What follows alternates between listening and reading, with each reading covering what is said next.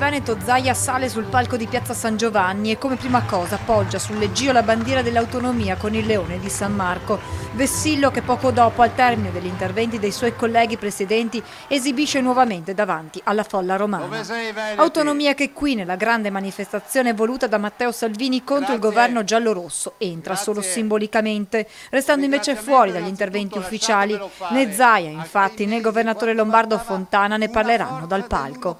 Il presidente del Veneto invece punta sul concetto di buon governo, tira in ballo i sindaci e i governatori alle sue spalle. Non abbiamo abdicato ad amministrare le nostre realtà, dice, non ci sono alibi se ci sono i rifiuti in strada. Portiamo qui, continua, il modello di buona amministrazione che mette il cittadino al primo posto.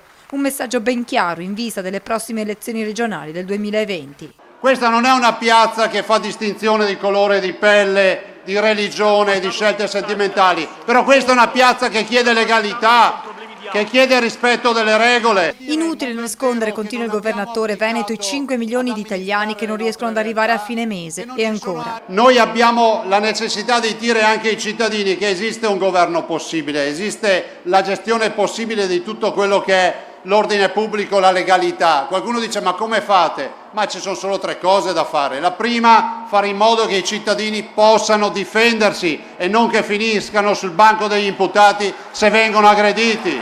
Inasprire il codice penale, perché qui in questo paese è sempre più difficile andare in galera. Regole chiare e se rompi le palle in galera. La terza, doverosa, togliere il galateo alle forze dell'ordine e riconsegnare il manganello.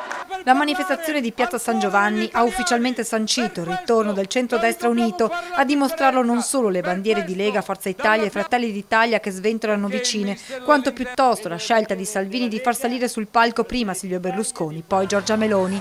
Una coalizione che riconosce sempre più la leadership del segretario leghista, come sottolineato anche Zaia poco prima di salire sul palco.